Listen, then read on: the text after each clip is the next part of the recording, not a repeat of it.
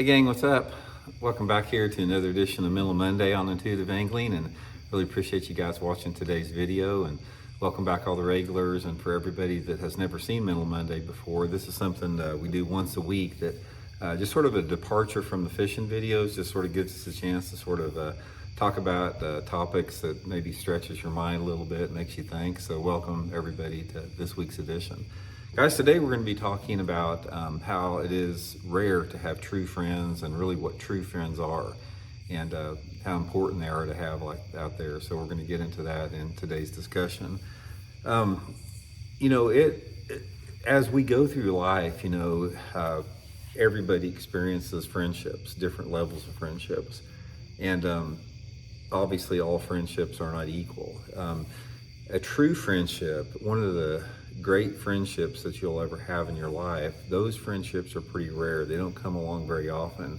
And that's what I really wanted to talk about today, is sort of the levels of friendship out there, because as we move through, this existence we're on right here, we have acquaintances, we have people we call friends, we have people we call casual friends, good friends, and then we have, super close friends. And there's a lot of different gradients to that, a lot of different levels of friendships out there. And one of the things about that, it's like, I think about this quite a bit, because throughout the course of my own life and everybody's life out there, we have seasons within our life that we develop friendships with different people. I mean, ever since you were a little kid, you've had friendships when you were a kid, you had different friendships when you were in grade school, middle school, high school, college, 20s, 30s, 40s, 50s, whatever, however you're old, you have different friend groups out there.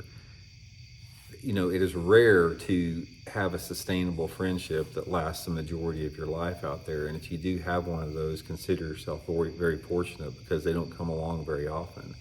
So anyway, what the question that I want to pose here, and what I wanted to ask, is I wanted to really delve into a little bit deeper aspect of that, as far as what causes this to be like that. What causes different friendships to be super close and some not so close, and whatever. It runs the gamut of, variables within a friendship. One of the things that I have found out in my own life is that you cannot force any friendship. It doesn't work that way. It's like friendships are, there's a spiritual aspect to friendships that you can't deny. And I want to delve into that also a little bit too in this video. But one of the things that I know about it is you can't force friendships. You can't force people to like you. You can't force yourself to like other people. So friendships are something that has to flow and be natural. It's almost like you can't will it into existence, or you can't make it happen, or you can't want it to happen. It either happens or it doesn't happen. And I think a lot of people have a hard time with that, because some people want to be friends with certain people for a variety of different reasons, and those friendships never really materialize. And other friendships are just effortless. It's like you don't have to do anything and you're friends with those people. Those are the friendships that you have to nurture right there more than anything else. And one of the things I found about this is like in my own life and the observation of people around me, friends and family and that type of stuff, when it talks about friendships, is every season of our life, we develop, some close bonds or close friendships with people that have varying lengths of time for whatever reason. Let me give you guys one example. You guys have heard me talk about Danny Crea, my buddy Danny Crea, a great friend of mine. Danny and I met in 1986 at the Bassmaster Classic. And we just sort of hit it off at the Classic. It was both our rookie years. And then in the ensuing years, for the next, close to 20 years, we traveled together, we stayed together at a lot of the tournaments. Danny helped me build one of my houses. He spent tons of time with me, traveling and, visiting each other at our houses. And we were sort of inseparable. And then Danny quit fishing the circuit. I think it was when was that? It was like like something like 2009, 2010 or something like that. He quit fishing the tournaments, and he lives in Massachusetts and I live in Missouri. And as a result of not ever seeing each other, our friendship, it's not like our friendship drifted apart, but we drifted apart as individuals, because Danny was up there and he had his own life to lead. I had my life to lead, doing different stuff. And as a result, we don't communicate like we used to before. We used to communicate every day. And it's not because anything happened. It's not because we had a falling out or anything. I still consider him like a brother and one of my best friends, even though we don't hardly ever talk anymore. Those are the type of friendships that are rare, that are endure, because friendship that I have with Danny, it's effortless. It's like, we there's no effort to be around each other. It's just like we're very comfortable around each other. And that's the best type of friendships to have, when you have friendships like that. And I can count pretty much on one or two hands of my fingers, probably one hand, how many friends I have like that. I'm 61 years old, and throughout the whole course of my life, there's just a very, very limited number of people that I can say that about. And again, that's when we start getting into the spiritual aspect about it, that I'm going to get into here in a second.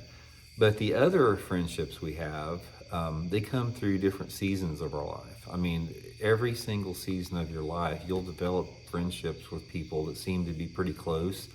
And then for whatever reason, it's usually some type of a life situation, those friendships will drift apart for whatever reason. It could be a move. It could be, you get busy, one person gets in a relationship or gets married and you drift away. There may be like a falling out. There's a variety of reasons why those friendships, for some reason don't endure. They may have been intense for a short period of time or a period of time, and then they just sort of fade away for whatever reason. And I always ask myself, why is that? And I sort of wanted to give you my theory on it, to sort of toss something around in your mind a little bit. One of the things that I feel on a cellular level is the fact that the friends that we have in this lifetime, this physical lifetime that we're in, I believe that we sort of like travel through eternity with them. I think that you have a group of people, a group of friends, and it could be some friends you may have had a friendship with them for 2 or 3 months, or it could be somebody you've had friends with, a friendship for 70 years. I still believe that there is a circle of people. When you develop a friendship with a certain person or with a person on whatever level, I really think that's part of this eternal, never-ending adventure that we're on in life in general. And whatever reality we find ourselves in, we simply we find ourselves right now in this physical manifestation of the planet Earth. But I'm one of those people out there that see how vast and mysterious and magical and wonderful and just endless the universe is, and you can't really limit to that. I just think that friends that we have, the friends and family that you have, the close acquaintances that you have, I think you're always around them from now on. It's an eternal, never-ending adventure, and the shape and the form and the relationships that those friendships take probably change from whatever physical form you find yourself in at the time. But nevertheless, you can feel it on a soul level, on an eternal level out there. Because one thing that you have to realize is that we are just shells. I am not Randy Blockett, professional angler. I've got an internal being within inside of me, as you do too. Everyone does. And every single one of us is recognized by that unique vibration we have internally. That is how we do it. Our souls vibrate at a certain level and a certain frequency. And that's how we recognize each other as we make our way through, the magic of life. Whatever, nobody knows what that is at this point. I mean, I think it's a mystery for a reason. But anyway, there are certain things in life that you sort of know. There's a difference between knowing something and having a belief system or having an intellectual thought on something. Belief systems are simply that. Belief systems are something that you've been taught, you've been raised to believe, somebody else told you to believe that, whatever form that is. That's a belief system.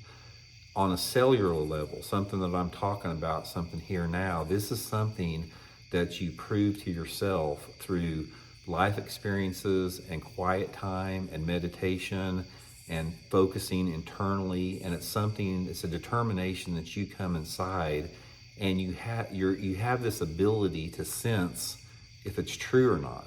There's no doubt whatsoever with that. And that is what every single one of us has as true intelligence, as far as that ability to recognize truth and reality on a deeper cellular level. So from my standpoint, that I have spent a ton of time throughout the course of my life, and still do, in introspection, self-reflection, meditation, thinking, quiet time. You guys know I haven't had a radio in my truck, right? I don't listen to radio for 15 years or more.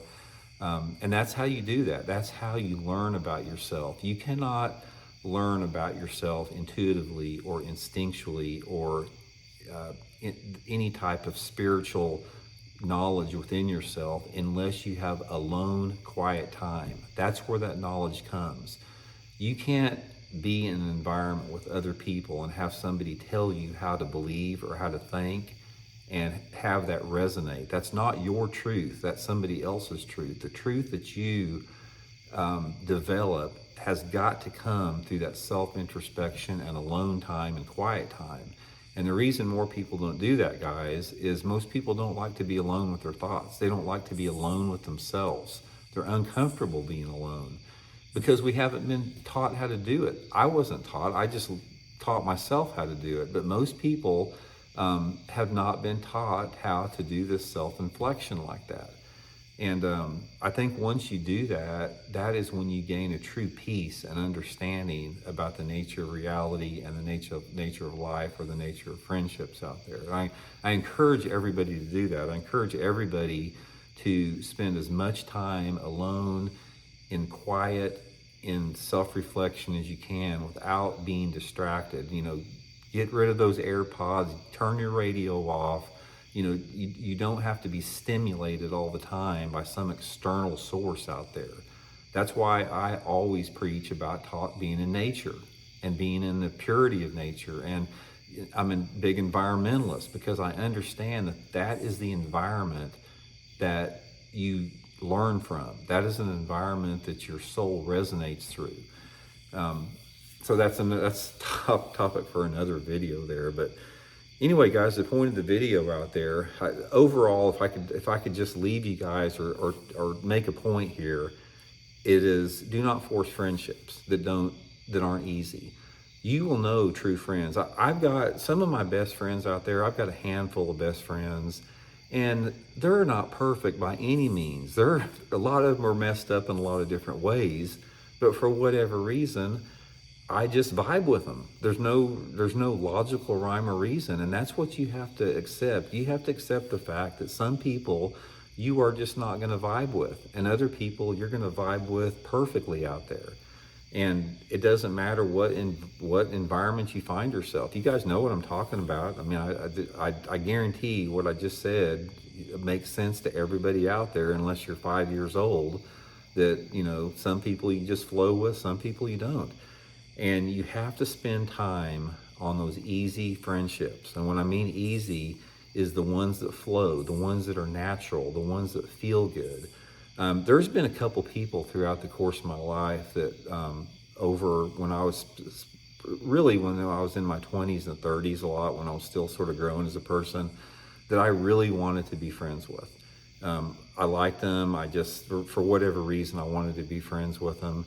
And most every one of those people like that I wanted to sort of push towards a friendship, I became friends with them, but it did not feel right. It felt forced. It felt like I was trying to create something that wasn't natural. And even though the friendships would maintain, there was a discomfort to the friendship that I knew would not allow me to get close to that person and become a long-term friend with. And like I said, then there's others out there that, man, I've got friends, guys, that I may not have talked to for 2 or 3 years, but they're still super close friends. We both are. And if we talk tomorrow, we just pick it up like nothing ever, like there was no time separation in talking. That's what a friendship is out there. Main thing is another thing is you don't have to have a lot of friends. You just have to have some good, solid friends out there. And nobody can really uh, nobody can really describe what makes that work out there. I mean, and there are some dysfunctional friendships and relationships out there, but I think a lot of people, or most people, are wise to that. Or, you know, anytime that you're around somebody, even if it's comfortable and you're used as some unconditional doormat, or if you're taken advantage of, or you're not respected, that's that's not what I'm talking about. That's an easy way out there. But some of the best friendships I have is, they'll, if something happened that, like, I didn't really like about that, or like what they did, or if I did something they didn't really like, you always work through it. It's like it was always like some temporary deal that, it wasn't worth it, whatever it was, and the friendship was more important than, disagreeing on something here and there. So anyway, just a few thoughts with that, guys. Let me know what you all think about it, and hope you guys enjoyed it. We'll talk later.